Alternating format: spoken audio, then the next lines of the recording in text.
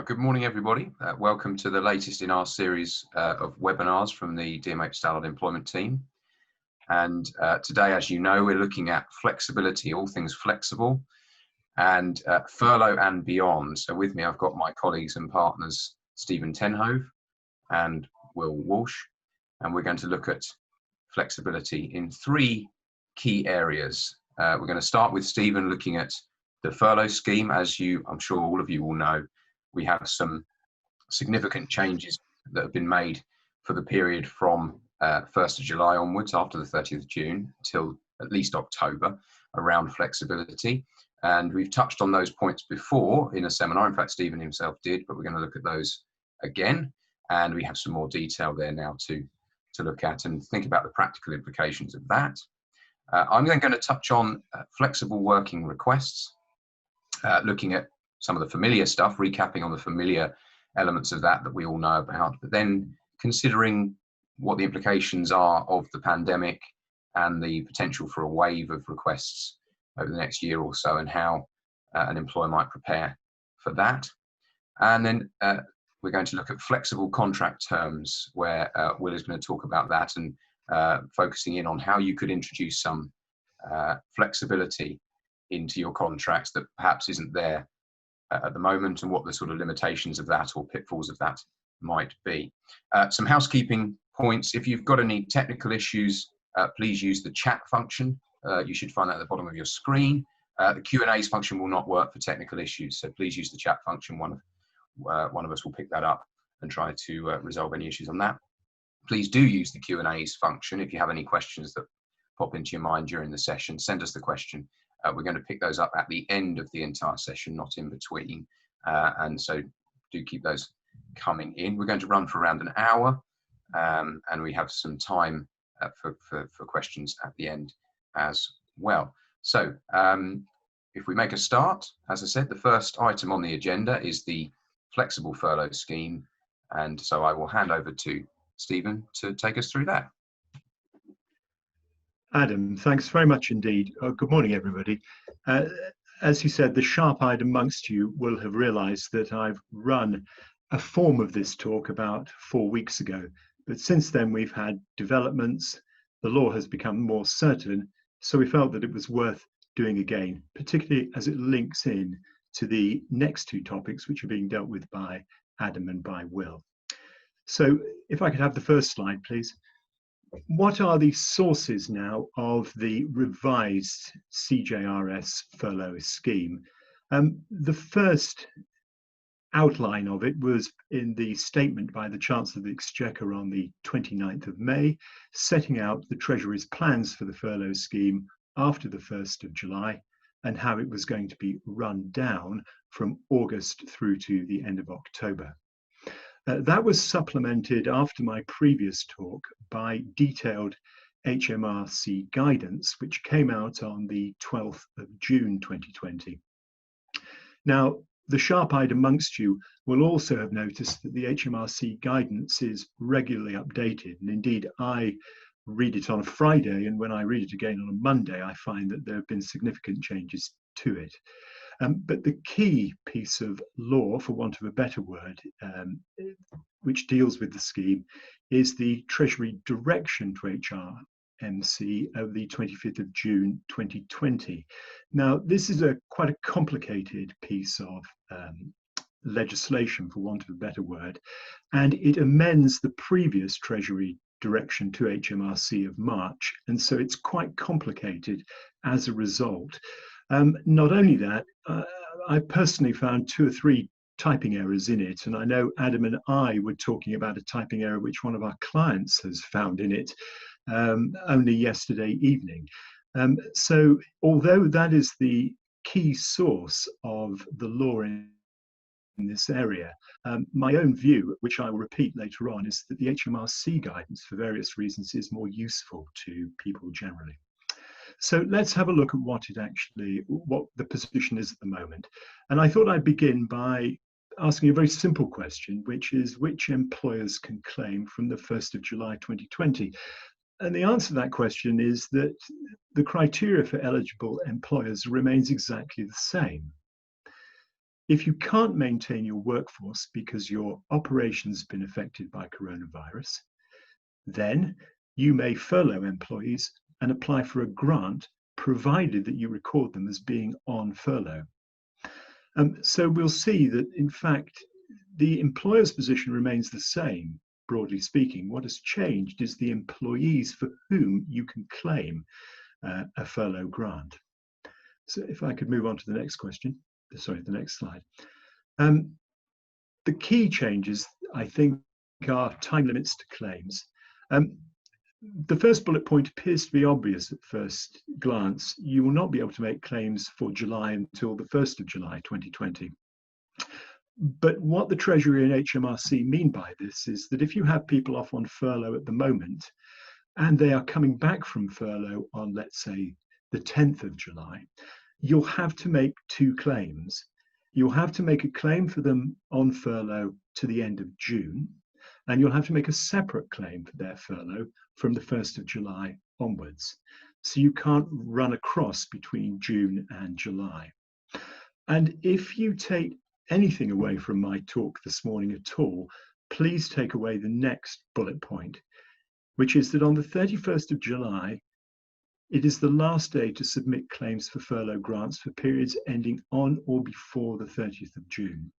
So please make sure you've got diarised by the 31st of July to make your claims through the HMRC portal for claims before the 30th of June 2020. If you miss that date, you won't be reimbursed. Thank you. Next slide. Which employees qualify for furlough payments? Well, again, the definition of an employee in its widest sense has been used in the last few months for the purposes of furlough is unchanged. So the type of person who can apply, for whom you can apply for furlough remains the same. But you can only claim a grant of furlough in respect of employees for whom you've previously received a grant payment. So if you haven't put Mr. Smith on furlough prior to the 30th of June, then you can't claim for him after the 30th of June. And as we discussed about a month ago when I did my previous talk, because you have to furlough someone for at least 3 weeks, or at least you did before the 1st of July, the last date that you can furlough that person is the 10th of June. So if they're not furloughed before the 10th of June, by the 10th of June, you can't claim for them after the 1st of July. Thank you. Next slide, please. Finally, the maximum number of employees you may claim for after the 1st of July cannot exceed the maximum you claimed for before the 1st of July. Let's be clear what this means. You begin in March furloughing 20 staff. In April, you furlough 40. And in May, you furloughed 55. The maximum number of employees that you can make any claim for after the 1st of July is 55. You can't aggregate those numbers up and claim for them. You can't now, as you could before, say to yourself, well, I've got 200 employees, I'm going to furlough not 55 next month, I'm going to furlough 105. You are stuck with the maximum number that you claimed for during the period before the 1st of July. Now, there are some exceptions to this, which were put in at the very, very last moment before the HMRC guidance was published in June. And those essentially are those returning from statutory parental leave, or someone returning from military service who is a military reservist. These people can be, you can apply for these people on their return to go onto the furlough scheme, and you will be paid for them, even if they go onto the scheme after the 30th of June. Now, it's an interesting question as to whether you can claim, in my example, for 55 people plus an additional person coming back from parental leave. When I last looked at the guidance, I couldn't find the answer to this, and I will keep checking. But I strongly suspect that you will be able to increase your numbers on furlough if an individual is returning, for example, from statutory maternity leave. So next slide, please. Other things also remain the same. As I hinted in a couple of slides ago, the definition of work remains the same. So what is work and what is not work remains the same. Provisions as to TUPE, if you've transferred people over from someone else, that remains the same, and your ability to claim a furlough as a successor employer remains unchanged. Thank you. Now, I was very surprised when I had a poll 4 weeks ago when I asked whether you intended to have employees working at the same time, both part-time and on furlough, because more than half the people, actually more than half the delegates, said that they did intend to do so. I asked the question and I was surprised because I think the scheme is quite complicated.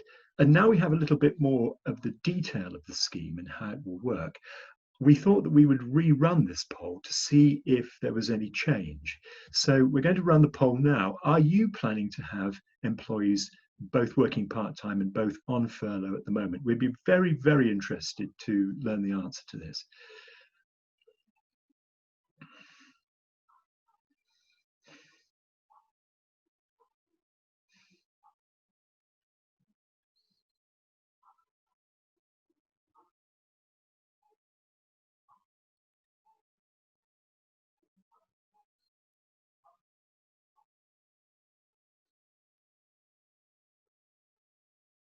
Crikey. So yes, 56%, no, 29%, unsure, 15%. So that's even more emphatically yes than in the previous poll. That really is very interesting indeed, I think, Adam and Will. Very interesting indeed. Thank you very much. So we've seen roughly what remains the same from the 1st of July. What actually will change? Well, the first and most obvious thing is you'll be able to flexibly furlough your employees. You can claim the grant for the hours your flexibly furloughed employees do not work when compared with the hours that they would normally work. And this is completely flexible, as I said a few weeks ago, and that has been made clear by the guidance and from the Treasury. You can have somebody away on furlough for 35 hours, and you can have them in the office for 3 hours. Or vice versa. It really does appear to be an enormously flexible scheme. It's compared with the hours that they normally work, and we'll come back to this idea very briefly shortly. But plainly, your calculation is going to be much easier if in your contract of employment you have a fixed working day. The next big change, as we've seen before, is that from the 1st of August, the level of the grant available is slowly to be reduced, as follows on the next slide. In August, you'll have to pay employer NIC and pension contributions on furlough payments. So whatever money you get in from the government, you will then have to top up that money. In September, you'll pay what you did in August, and you'll also pay 10% of the furlough costs being paid to you by the government. So the grant cap will be £2,187.50 by my calculation. You'll have to pay the slice between that and the £2,500 maximum where it's applicable. In October 2020, you'll be paying what you did in August and September, but your contribution will be 20% rather than 10% as it was the month before. So the furlough pay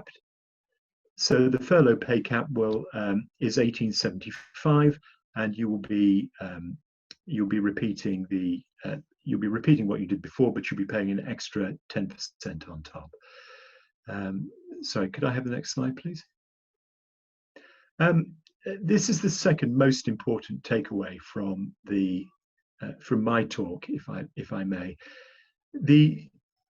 Essentially, we began in March, where HMRC was unclear what records it would like kept by employers, and it was suggested by one commentator at least that you could stick it on the back of a fag packet if anybody smokes any longer, and that would be sufficient.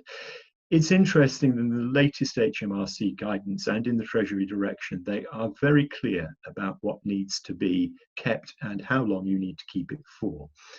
So to repeat the guidance, You need to keep an agreement about your terms of furlough with your employees. And again, and Adam and Will touch on this a little bit more. If you're going to be changing terms with your employees, for goodness sake, get a written agreement from the employees, regardless of the fact that it's not strictly necessary under the furlough scheme rules or guidance.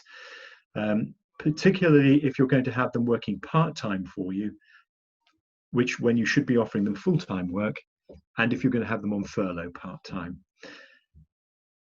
Record the amount claimed and the claim period for each employee. Record the claim reference number from HMRC for your records.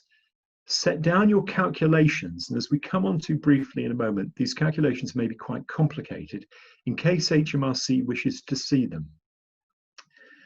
You need to calculate the usual hours worked for employees on furlough and the actual hours worked for employees that you flexibly furloughed. So you can see that the best way to do this is actually to prepare a spreadsheet and keep it backed up with the records of what you've actually agreed with your employees themselves.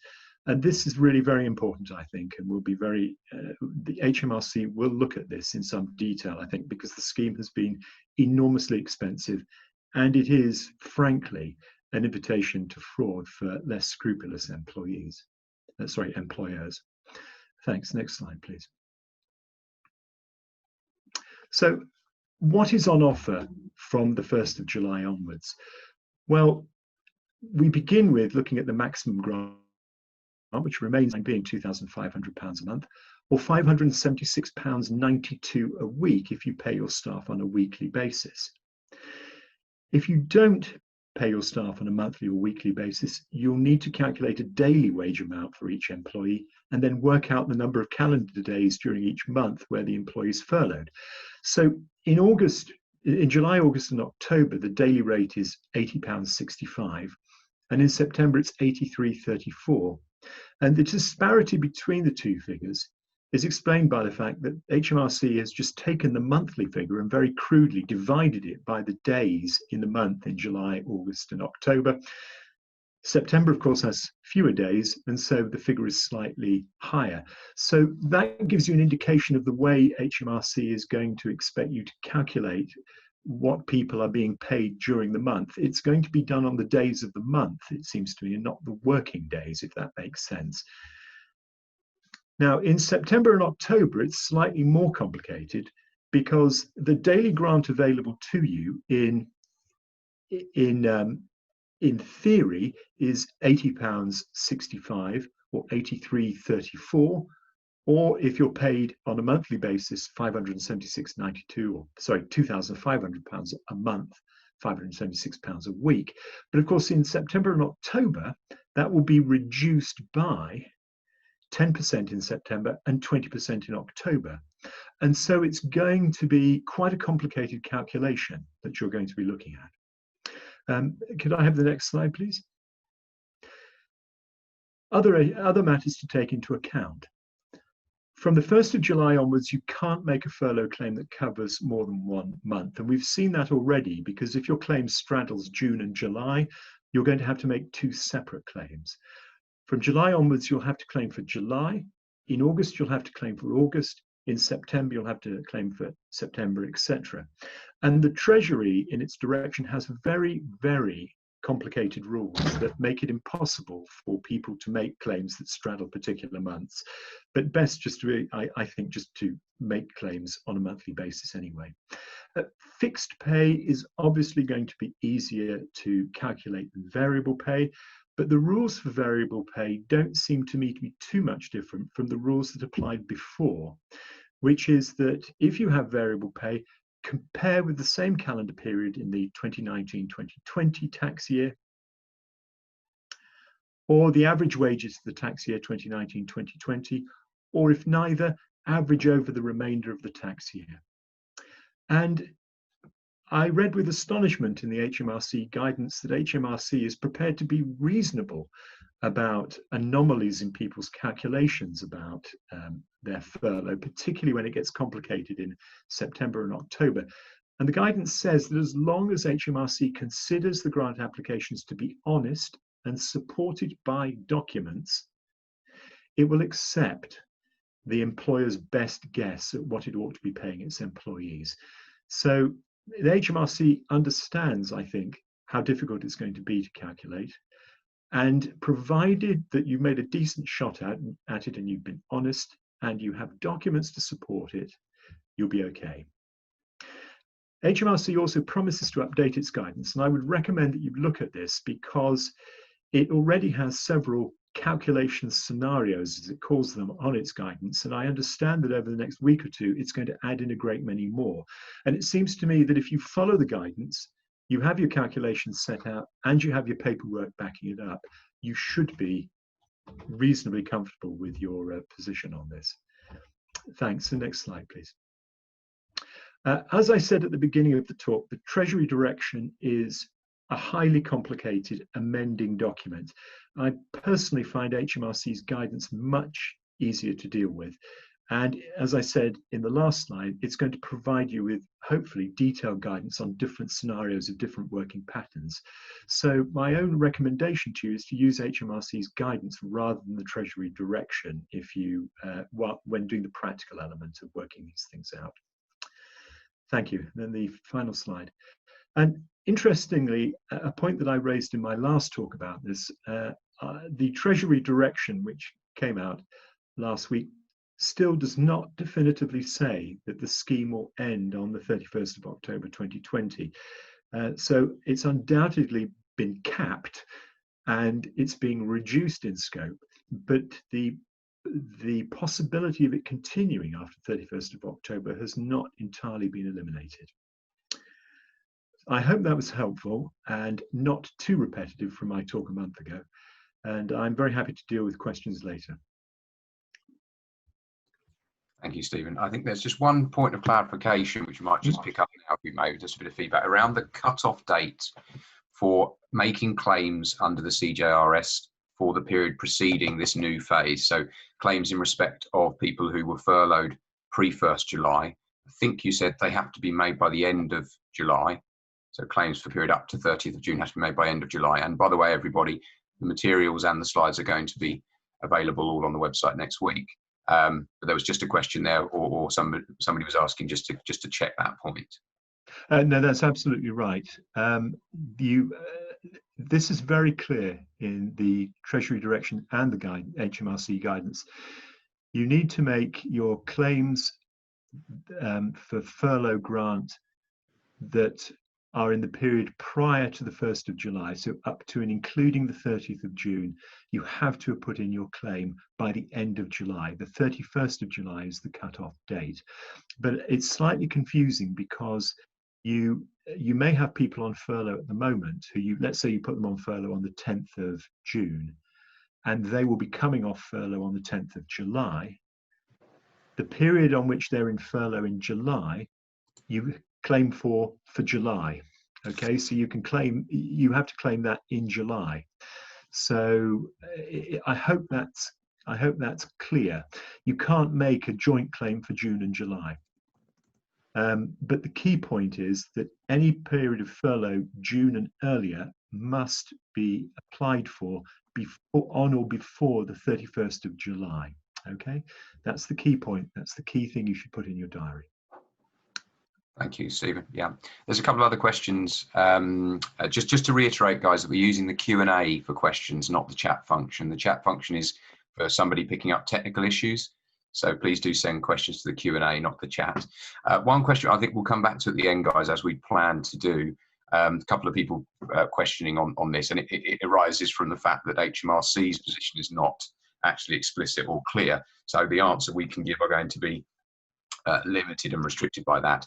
But we'll come back to at the end, is this issue of if somebody's already back working fully at the point that this new phase comes in, 1st July, for example, is it clear that they can be re-furloughed, either flexibly or fully again? Yeah. Understanding that they've done their furlough in some ways, you might call it. No, it's very clear. The guidance and the Treasury Direction is very clear that provided the person has been on furlough for a 3-week period, before June the 30th, before the 1st of July, you can put them on furlough again. Okay, they're not excluded because they've been on furlough in the past. Yes, or Okay. because they've come back to work fully. Or because they've come back to work. As an employee, you qualify, if you like, for furlough if you've been on furlough before in the past. Okay. Yeah, I think thank you, Stephen. I think that answers another question we had from a panelist, from a delegate rather, in relation to the issue of local lockdowns, which of course it's relevant to, because if employers were in a position where, well, if we have a local lockdown, anybody who's come back to work in full, they can't be put on furlough again. That would be potentially very worrying for employers. No, it remains flexible, and indeed, I think the reason why the Treasury hasn't shut the door on furlough altogether after the 31st of October is to keep the scheme available should it be required over the winter period in certain geographical areas. That's my suspicion, or because certain sectors will still be suffering very badly and will require individual assistance, if you like, although that's obviously much more difficult than having a blanket scheme that applies to everybody. Okay. Thanks very much, Stephen. Yes, and of course that high watermark point that you covered in your session could be an issue for local lockdowns, where you find, well, the total people we want to put back on furlough exceeds the maximum we had before. Indeed. Yeah. You're going to have to make a call as to how many of your high watermark limit you actually want to put on furlough and who they're going to be. Indeed, yes. Good. Okay, we will come back to questions at the end, but it was helpful, I think, to clarify and just cover those points off for now. So now I'm going to look at flexible working requests. This is kind of the comfort blanket in the middle of this session webinar, where it's the bit that we're all a bit more familiar with, having been traipsing through uncharted territory. So I had a slightly easier ride for this, I think. So yeah, flexible working requests. We'll start by just outlining what we're going to look at. Yes, so I'm actually going to start with a poll, and I'm hoping that I have a rough idea of what the answer to this is going to be from you guys, but please do vote. Do you anticipate an increase in flexible working requests over the next year or so? Yes, no, or are you unsure?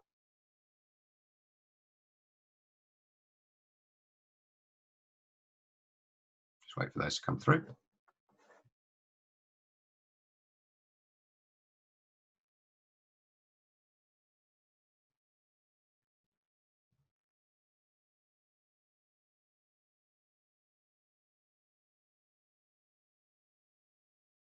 And there we go. Okay, 84%.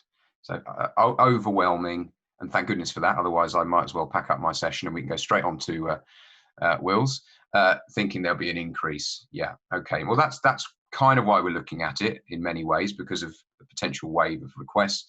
There's also the dynamic now that we'll be considering requests in a slightly different context, where, often before you'd receive a request and say, well, this has never been tried or tested.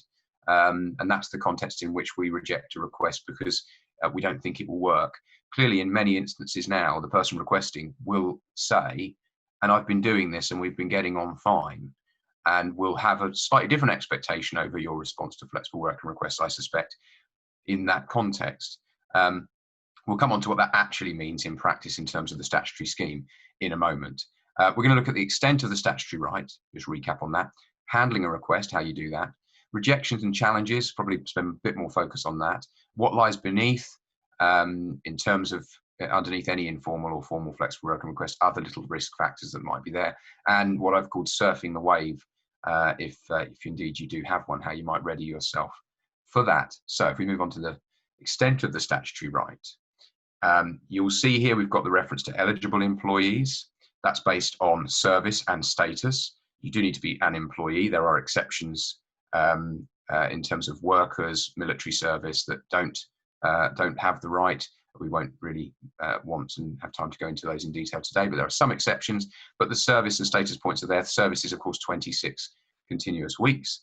And then you have a right to make a request, which is essentially a request to change the terms of employment governing how and when someone works. It's a very broad ambit of requests. It's not just working time or place, as we know. You have that request dealt with in a reasonable manner, underpinned by the ACAS code, and to only have the request refused if there's a prescribed business reason that applies, and that's been applied on correct facts. And of course, the point just to make at the end there is that That's the extent of the statutory right, which requires a valid request. But ineligible employees, or those who make or can't make a valid request or fail to, can make an informal request in any event. So that's the context in which we look at the statutory right. If we just move forward. Handling a request then. Well, the request itself must be in writing, be dated, and state that it's made under that section 80F. But there's no particular format or text or wording that needs to be used. It must set out the change requested, of course, and it should set out the intended start date. It also needs to set out the effect, if any, that the individual thinks it may have on the employer and how that might be addressed. But of course, if an employee genuinely believes it will have no effect, that obligation probably isn't triggered. And it must confirm whether the individual's made a previous request, and if so, when. As you're probably familiar with, the rules require that or state that a request cannot be made formally more than once in any 12-month period. Now, I've put a little, these are just my sort of little rule of thumb on the right here. Don't quote it internally as legally having legal force, but a couple of points around how you deal with the ACAS code on this. And if there's 4 things I think it's helpful to keep in mind on that, it's to discuss, to deliberate then on the request, then obviously to deal with it, but also the code expects that you deal without delay. And possibly that last of my 4 Ds there may be the one that's potentially quite challenging if you do get a wave of requests. I've also got just above there on the slide, you'll see the point about reason for the request. The individual doesn't have to state a reason, and then therefore there's a question as to whether you will seek information on that. In some instances, you might look at it and think, well, it'll probably complicate matters, we'd rather not know. But in others, you might feel it's necessary, for example, where you've got competing requests and you're trying to work out who should take priority if it's not a case where you can approve both. So moving forward. Rejections and challenges then. So a rejection is clearly possible. It must be based on a genuine belief of the employer that one of the valid grounds for refusals actually applied. There are a list of grounds in section 80 of the Act. The fairness and reasonableness of that decision is not relevant when you look at it in this statutory framework. The assessment is actually of the factual basis for the belief. And so there's 2 elements really to challenging a rejection. There's the challenge where the employee says that there wasn't a particular ground for refusal, and indeed there wasn't a genuine belief that it applied. Or secondly, even if there were, it's based on incorrect facts and so isn't sustainable. How do you deal with the issue of consistency in dealing with requests? It's quite an interesting point, and it's not as straightforward, I think, as just saying, well, you have to consider each request, and if you say yes to one, then if pretty much the same request is made again, you have to say yes to that. You do need to be consistent, but you need to be consistent in your approach by reference to the state of play at the time, is my view. So in theory, you might get a request from one individual within a small team, which when you assess it at a given point of time, you feel you can grant. You then get a similar request from another member of that small team sometime later, which actually precisely because you've granted the first one, you now look and think cannot be approved because you've got a genuine belief that doing so would affect one of those business grounds that's legitimate to refuse upon. So there's a point there to think about carefully. There's also the point around appeals. There's obviously a lot of value in it, potentially in the appeal process, not least you will understand in advance of, for example, an early conciliation notice, what the individual's concerns are and seek to address those. They're going to add another layer of process and resource drain into your approach, though, if we do get the wave that we've talked about. And claims then, just touching on this briefly, obviously it's something that all of us, and you will hope that you don't have to deal with. And there is generally a perception around flexible working requests and the right to request flexible working that there's something of a claim without teeth. To look at that just briefly, typically the claim will need to be brought by way of raising an early conciliation notice within 3 months of the outcome. The financial value is limited based on current limits. It's going to be less than £5,000 in financial terms of an award. But I suspect the more important issue here will be the burden of dealing with the claims, particularly if you get more than one, and the risk of being ordered to reconsider them. That will add additional burden on you as an organisation, and also reputationally, having a public record that you have dealt with a flexible working request incorrectly and have been ordered to reconsider it. So there are, interesting in this context, good reasons not to want to end up with claims if you can avoid it, but not necessarily core financial ones in terms of award. If we move forward. So what lies beneath? We talk about the surfing the wave that might be coming, if I continue that metaphor. What might be lurking underneath the waters of that? Well, beneath the surface of any request for flexible working, whether that be formal or informal, there could be a discrimination complaint, depending on the context, and or a resignation and constructive dismissal claim in very unusual circumstances, but where the individual, for whatever reason, personally feels they want to terminate their employment on resignation and claim that the reason they had to do that was your mishandling or rejection of their request. Just briefly skimming over those, then on the discrimination side, typically and most commonly, I suspect, the indirect sex discrimination claim is the one that tends to arise. For example, where a female employee says women as a group are more likely to have primary childcare responsibilities. I can't meet the requirements of my current working arrangements due to those, and I need you to approve this request to remove that disadvantage. And then when you reject the request, they say that is a disadvantage for me, which is indirect sex discrimination. And of course, let's remember that these indirect claims don't require the individual to have the employer rather to have knowledge of either the relevance of the protected characteristic underneath, or that the individual believes that they're being discriminated against at the time. Strictly speaking, the individual just has to show disparate impact for people who share their protected characteristic, and that it applied in this case to their substantial disadvantage.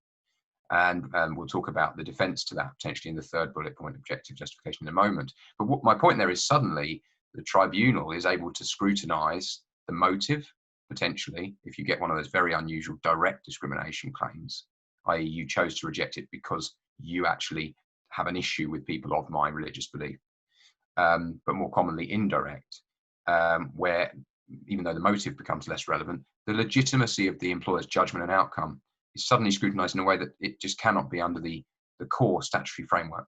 And then we have objective justification. So if the claim is indirect discrimination, it's possible to have a finding that even though it had the detrimental effect, it was still nonetheless lawful if you can show that you had a legitimate aim in rejecting the request and the steps you took to achieve it were proportionate. And take away, please, from the session the importance of proportionality there and the difficulty in predicting how a tribunal will view it. They will look at all the circumstances and take a view on whether rejecting the request was proportionate at that stage, or perhaps their alternative view will be, no, the proportionate step would have been to make this alternative proposal, which isn't quite what the employee wanted, but which could have worked for you and them, and which has become clear through the tribunal process you could have done. So lots of these things sitting underneath, and as we touched on the constructive dismissal point, a seriously flawed decision-making process could be a fundamental breach of contract entitling the employee to resign, or if it's a discriminatory, an unlawful discriminatory process, then it will obviously be a fundamental breach. And that will lead us on the constructive dismissal element to a range of reasonable responses test in the tribunal, where it will assess whether the actions and decision of the employer was within that range that a reasonable employer might have taken. So things that we want to avoid. And if we move forward in the slides, it probably feeds into that question of how we deal with requests on the issue of reasons. So just quickly before we move on to Will's session, how are you going to surf this wave? Well, I suggest that if you haven't already got them, you want to, or even if you have, you want to revisit and look to build some robust processes. In that regard, who's going to handle the requests? Will there be a moderator at the initial stage, if not at an appeal stage? What's the order of dealing with or priority of dealing with requests? Will it be the reason given, if you're going to ask for that? Or will it be the date of receipt? It's first come, first served, so to speak. On the issue of reasons, will you insist, or technically you probably can't truly insist under the statutory framework, but will you push for reasons? or would you rather not know? There's danger in rather not knowing, for the point I made about indirect discrimination claims not requiring knowledge on the part of the employer. Do you suggest that you need more time, or offer a trial as a modified acceptance, not least to deal with some of the uncertainty that we might be facing, or we know we're facing lots of uncertainty? Is it that you really can't confirm whether this will truly work until October, if we assume that all things start to get back to normal by then, for example? Think about the impact of previous requests. You need to have an understanding of those, so that you take that slightly more sophisticated approach to consistency, if appropriate. And rejections. We talked about the fact that a lot of these requests may have already been played out in lockdown. You may be rejecting based on the request and arrangement being suboptimal rather than unworkable. That's probably going to be harder to satisfy the employee over, which probably feeds into my final point, which is I think it's helpful to identify now and potentially in advance of relevant challenges, the rejection grounds that might apply to requests from different parts of your business. I suspect that in varying parts, some but not others of the listed grounds for refusal will apply. It might be helpful for you to know which are in play for different parts of the business and update those in light of requests that are granted. So there's a lot to think about on that. And so we're going to come back to questions at the end on it. Final poll then quickly. How important is the engagement and knowledge of line management in dealing with flexible working requests? So we've got the paramount, by which I mean your view is that you can't really do it properly without engagement and knowledge of line management. And by knowledge, I mean the line management actually have a good understanding of how this works, down to very important, quite important, not very important, or irrelevant.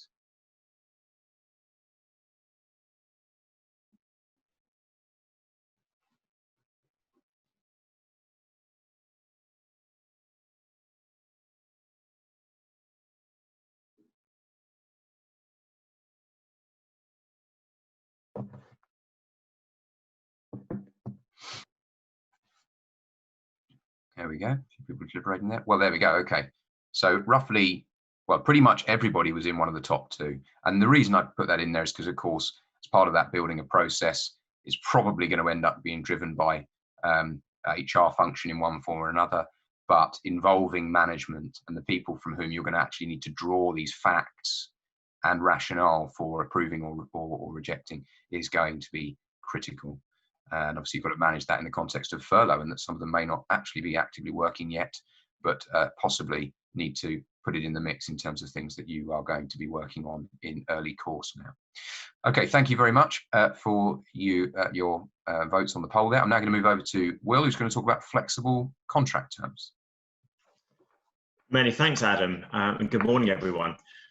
So yes, I'm just going to wrap up this session by looking at the employment contract, because I think something that a lot of our clients have learnt over the last few months is that there are a lot of improvements that they could make, particularly in the context of lockdown, furlough, and those types of business disruptions.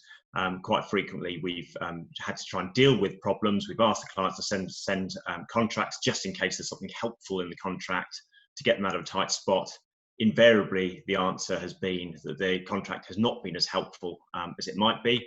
No criticism at all of the clients. It's obviously, hindsight's a wonderful thing, but it certainly has highlighted various areas I think we can all be looking at for protecting businesses for the future in various ways. So the first one, just starting off with a quick poll. I think certainly in the very early days, and obviously as the process has gone on, possibly with nervousness about future furlough schemes being discontinued and those sorts of things, a lot of clients have started to look at whether their contracts contain layoff clauses. In other words, the ability to put employees on unpaid leave when you have a downturn in work. So question to all of you is, do your employment contracts currently contain the right to lay off employees? So that's the poll question. It'd be interesting to see what the result is on that one. And again, I'll sort of emphasize the word currently, as it may well be that it's something that you didn't have pre-March, but you now do. But let's just see who has that in their contract at the moment.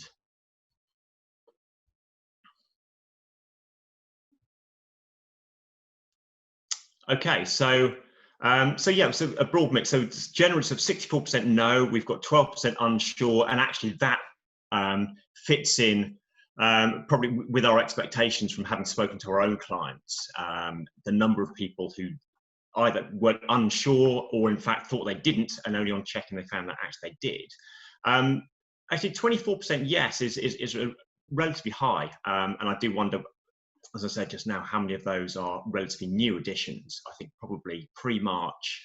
Typically speaking, I would expect to see a layoff clause in a contract maybe 5% of the time, there or thereabouts. So it may well be that some of you are starting to put that in. I'll talk about that in a bit more detail in just a moment.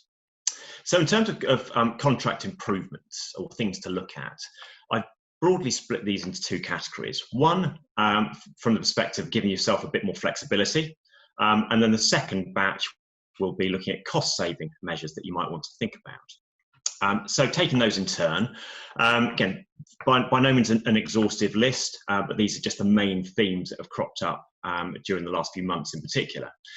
So the first one on the list, mobility clauses. In other words, the ability to move an employee to a different place of work. A lot of you probably have that in your contracts already. It's probably the most common flexibility clause that we see. But nevertheless, it's certainly worth looking at. And even if you have got it, I think it's worth revisiting your wording just to make sure that it's up to date and works. As with anything in contracts, the devil's in the detail, and careful drafting is always really important. So the sorts of things you might be looking at, particularly in the current climate, is you may have a situation where you've got a localized lockdown, for example, and it may be you've got some offices open, some not, and you might want the ability to get people to work in it from a different location. You might want to require people to work from home for periods of time. It might be that going forward, you decide actually you have worked out that you can work much more or just as efficiently in a smaller space, and you're looking at your premises and whether you are going to close down certain locations, those sorts of things. So having a decent, well-drafted flexibility clause in your contract will help you with that sort of agile workforce, if you like, and get them to move around as you require them. So that's certainly probably number one on the list. Moving on from that, sort of similar kind of theme, home working. A lot of us since mid-March or thereabouts have suddenly had home working thrust upon us. There's been nothing in our contracts as such to deal with home working or require us to work from home. It was simply out of necessity. For those of you who think that it might become a more regular feature, either for employees permanently working from home or you needing the ability to require them to continue working from home during lockdown spells and those sorts of things, it's certainly worth considering looking at the contracts. There's all sorts of things that you would normally have in a contract for someone working from home. For example, you might want to cover off things like putting in a minimum number of times that they're required to attend meetings in person. Again, not necessarily during lockdown, but in other times. It may not work for you for them to be permanently from home. You may need them to show their face for team meetings. It might be that you need them to come in from time to time. So setting up those types of requirements. Health and safety is a big one. As your employer, you are still responsible for their health and safety. Of course, they are at their own home, not on your premises. But again, you can cover this off in the contract, by setting out quite clearly what their requirements are to keep themselves safe and make it clear that they're responsible to that extent. You may also want to include the right to be able to visit their homes and inspect the premises, so that you can again comply with your obligation as an employer in respect of health and safety. You may want to check or ask them to confirm that they are not in breach of any covenants themselves in terms of their own property. Sometimes residential properties will have restrictions in place in terms of them not being used as a place of work. So again, that's something that you may need to check with employees. You'll need to cover off hours and rest breaks. Again, if they're not in your offices, very difficult to monitor those things. If you've got core hours that you expect them to work from home, that should be stated versus a situation where they're completely flexible to work whatever hours they like. For example, you may have a problem with them doing DIY at 10:30 in the morning. Apologies for anyone who can hear the hammering from my next door neighbour in the background on that one. Hopefully his employer won't have too much of an issue with him. There is also rest breaks. So again, there are legal requirements in terms of minimum rest breaks. You're not there to ensure that the employees have those, so it's a question of clarifying with the employee exactly what rest breaks they should take and making it clear that they must absolutely ensure they do take those rest breaks. Expenses, things like office equipment at home, who does that belong to? Do they buy it themselves, get reimbursed, those sorts of things. But also just simple things like travel to the office. If they work permanently from home, then if they have to come into the office, is that a travel journey that they can be expensive for, or is it considered a normal commute they shouldn't claim expenses for? Again, can be covered off and should be covered off in the contract. And then finally, probably so last but by no means least, GDPR, data protection and protection of your confidential information can be absolutely key. That when they have got, when they're working from home, they've got paperwork at home, they're using their own computer systems at home, absolutely need to keep that information secure in terms of your business information, but also that of colleagues, clients, and all the rest. And hand in hand with that, don't forget your policies either. Policies and all of these things will need to be kept bang up to date, and think about those remote workers and what changes you need to take to protect your business.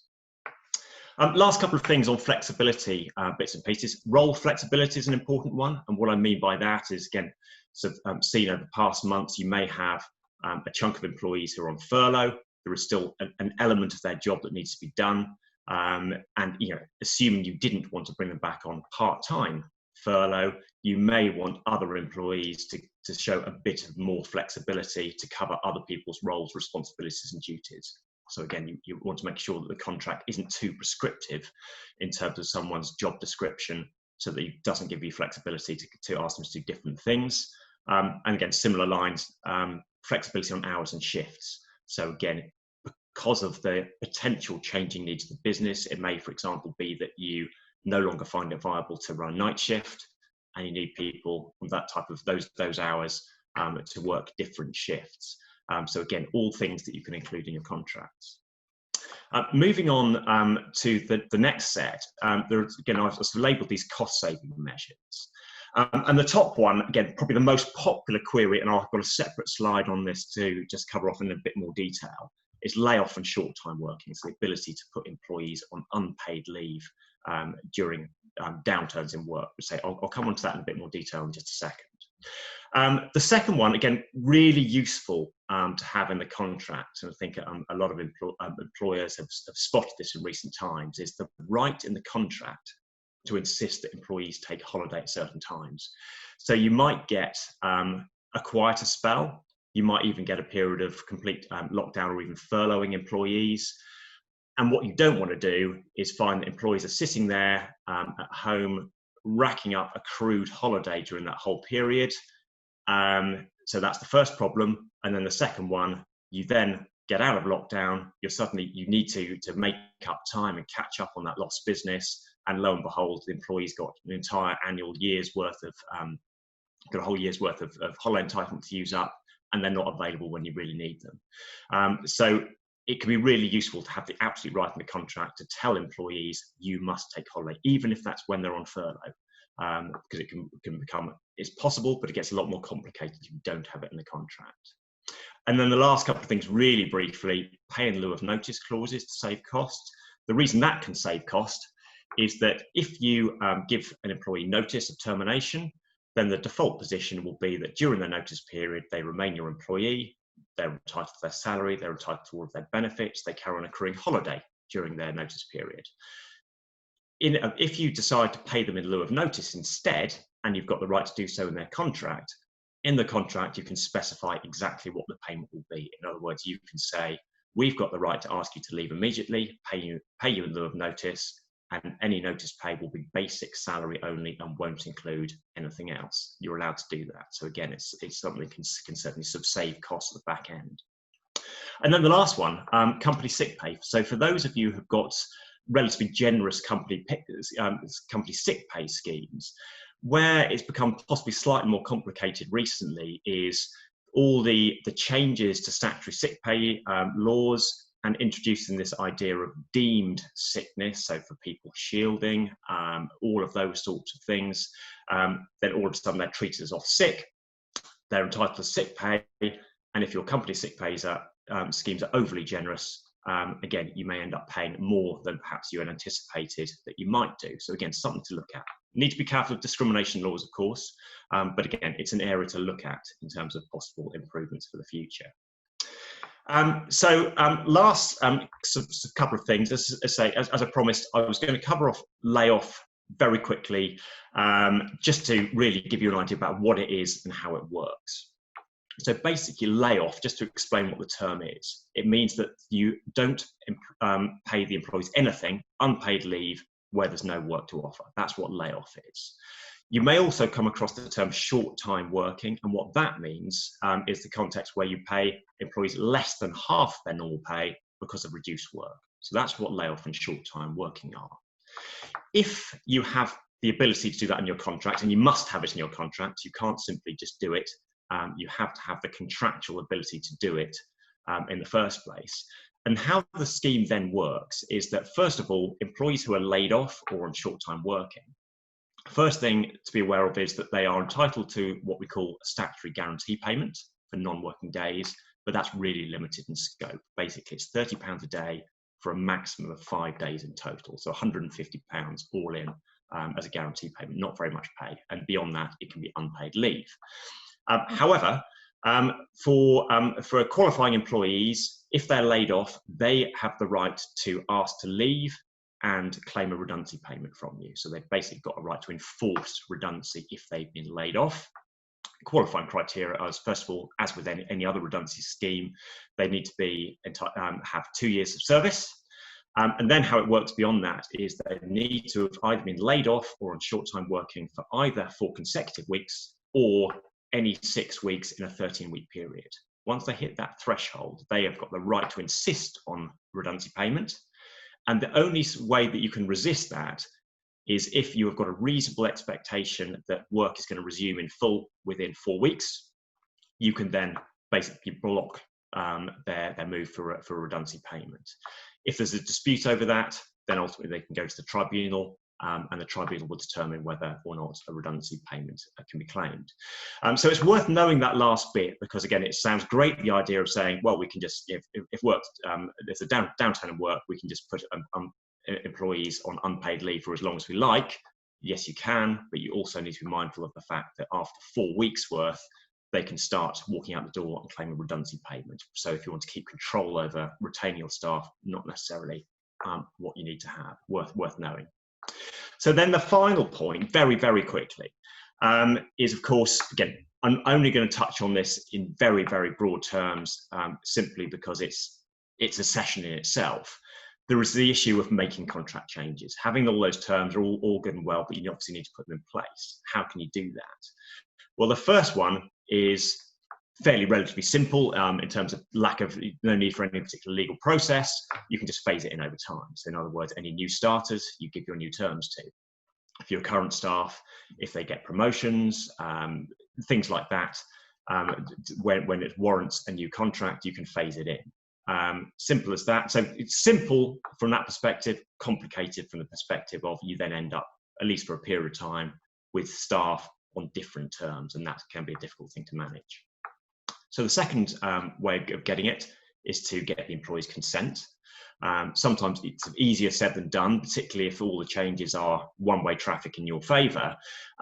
But I would say that at the moment, we probably have got a window of opportunity when employees might be more amenable to these changes, particularly when they're designed to protect the business for the future, avoid future redundancies.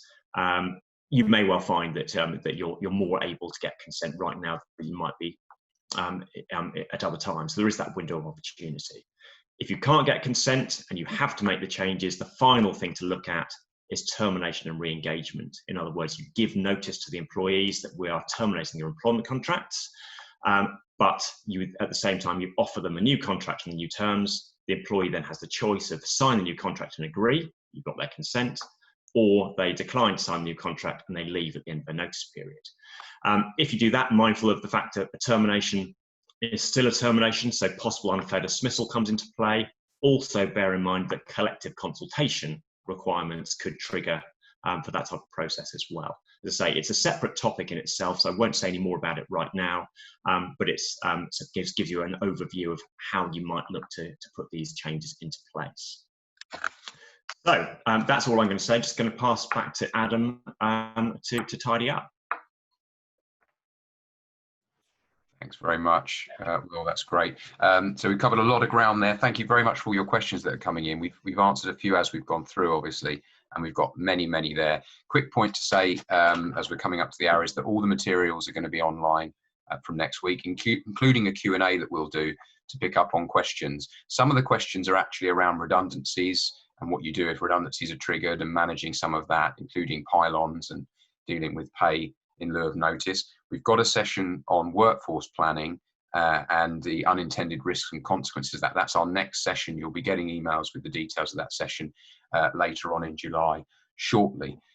I believe it's on the 16th from memory, but you'll be having an email to confirm that shortly. So what I'm going to do is just quickly take one question with probably a 20-second answer, please, from each of us. So Will, just quickly, if you've got a mobility clause in the contracts, is there a limit on how far you can send someone and use it? Very short answer is yes, there are limitations. Any mobility clause has to be specific and it needs to be reasonable. And reasonableness will be judged from the perspective of individual employees. So again, a longer commute to work may be absolutely fine for some, depending on their personal circumstances and travel arrangements. For others, it might be more difficult. It's going to be assessed from a reasonableness perspective. It doesn't give you carte blanche to do whatever you like, is the short answer. Thank you. I got one coming, which is probably in my area, which was if we agree a flexible working request for one person, do we have to agree the request for another? We touched on this a little bit in the session. I think the answer is no, you don't have to, as long as you can show that the circumstances are materially different and that explains why it's possible to grant one but not the subsequent request. And then Stephen, a question for you. What can my employees attend training sessions now that we're into flexible furlough? That's a good question. The answer is yes, they can, as long as the training doesn't confer any economic benefit on the employer. That's the test in a nutshell. It's rather similar to the test for training in the national minimum wage regulations as to how you can train people without having to pay them. It's broadly the same with furlough, that you can train people provided there's no economic benefit to the employer, and the benefit essentially accrues to the employee in enhancing their skills, then yes, you can train them.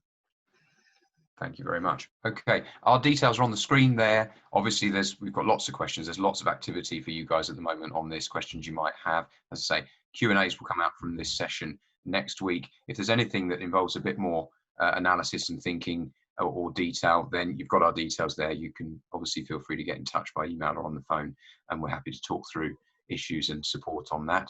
But that, I think, just leaves me to say thanks very much for attending the session today. Hopefully we'll see you at the next one on redundancies as well. And goodbye from me, and goodbye, I think, from Will and Stephen. Goodbye. Bye.